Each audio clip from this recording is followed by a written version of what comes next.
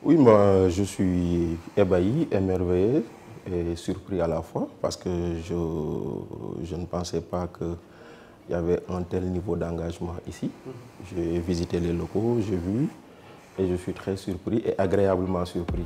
Donc, je vous félicite pour cette innovation, je vous félicite pour cette démarche et je vous encourage parce que, comme on dit, le chemin de l'entrepreneuriat, c'est un chemin parsemé d'embûches. Donc vous n'en êtes qu'au début et il y a beaucoup de choses à faire que vous ferez certainement avec beaucoup d'abnégation, de persévérance, de courage, d'engagement, de détermination.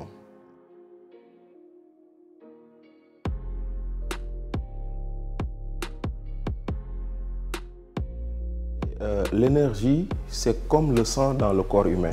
Donc sans énergie, pas de mouvement. Sans mouvement, pas de déplacement. Pas de déplacement, pas d'activité. Donc aujourd'hui, l'énergie est le moteur de l'économie, c'est le moteur de la croissance.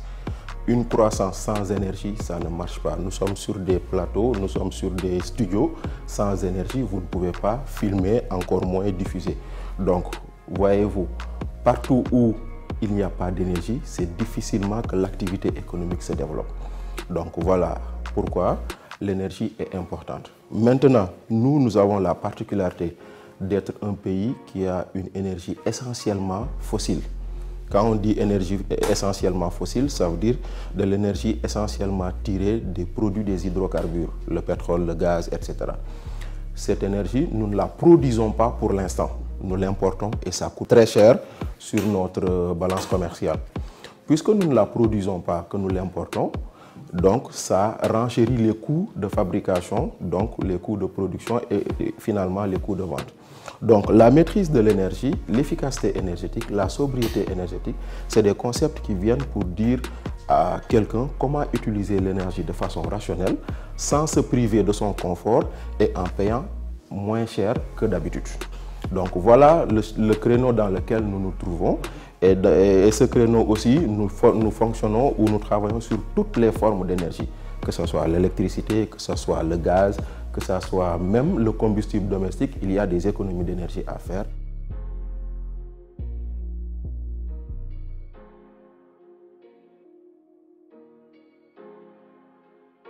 Oui, cette campagne, elle découle d'abord d'un constat. Nous sommes en période de Covid-19. Nous avons été pendant presque 3 mois confinés presque tous chez nous.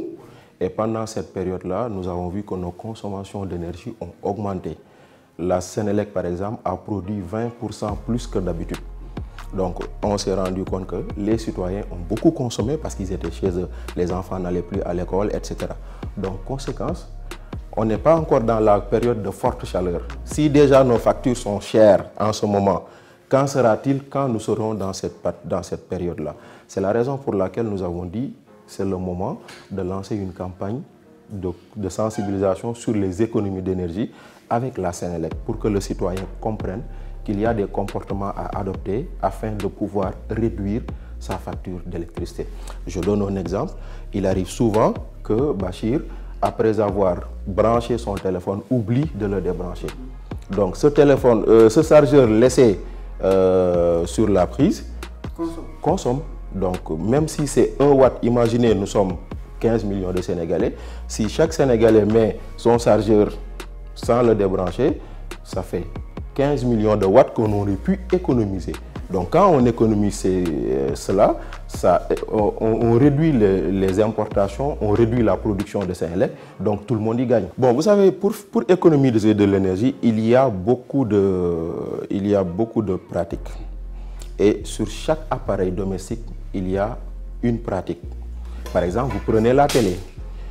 Une fois que vous avez fini de regarder la télé, on vous recommande de l'éteindre. Parce que tant que vous voyez un voyant rouge s'allumer, il y a une consommation d'énergie qui peut aller jusqu'à 15% par rapport à la consommation normale.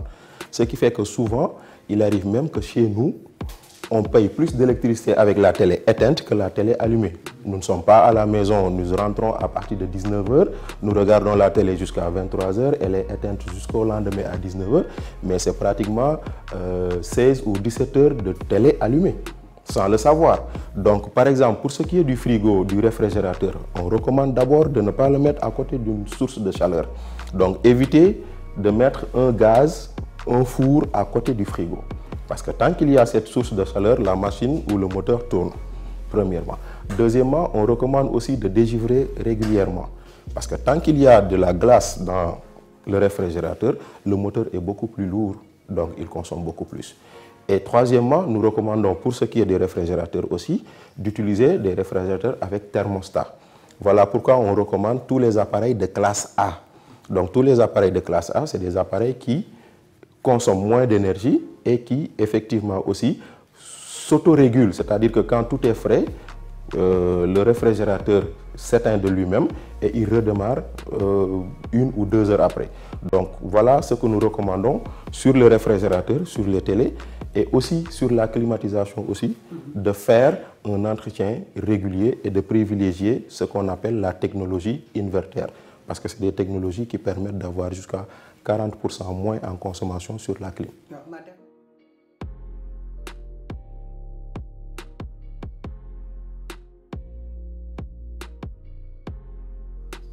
Vous savez, quand on veut rééduquer les Sénégalais, on est dans la sensibilisation, l'information, la communication. Donc la sensibilisation, l'information, la communication, ça a un coût, et un coût énorme. Parce que comme on dit, ce n'est pas parce que vous avez bien mangé à midi que vous ne mangerez pas le soir. Donc c'est un investissement constant et continu. Maintenant, pour l'instant, les ressources allouées à l'AEMO pour la promotion de l'efficacité énergétique ne sont pas assez suffisantes.